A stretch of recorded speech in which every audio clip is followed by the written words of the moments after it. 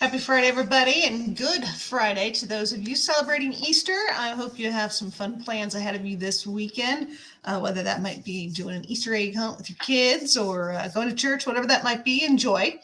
Let's talk about what's in the news this week. Mostly it's all about the jobs reports that came out this week, but do have a couple other bits of information to pass along. Active listings for the month of March came out. They were 563,000 nationally.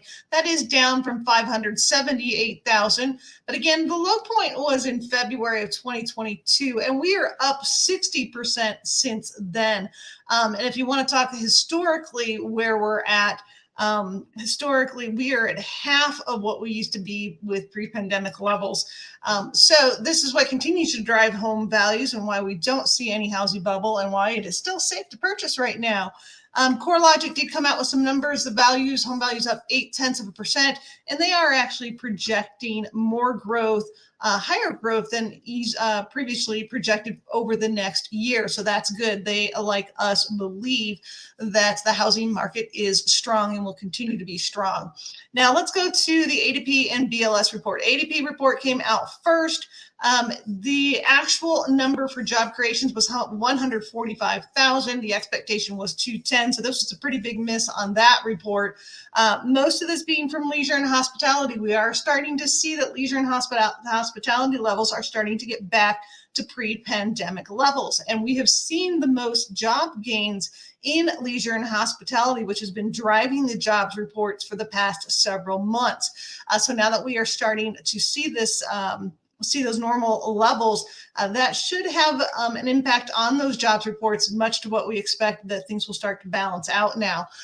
Now the BLS report, always a different story, always kind of a mixed bag of chocolates with them.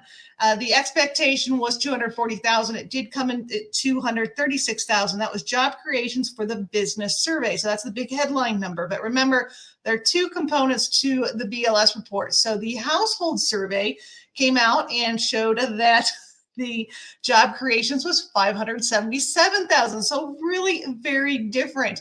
And from the household surveys where we get unemployment numbers. So because the job creations was 577,000, the labor force was at 480,000. That moved unemployment from 3.6% to 3.5%. But just a lot of disparity between the ADP report and the BLS report and what you get out of the BLS report. I'm more inclined to follow the ADP report because I feel it follows the numbers better. It's a better projection and indication of what's actually happening in the employment industry. So that's where we're at for this week. Let's take a look at the market.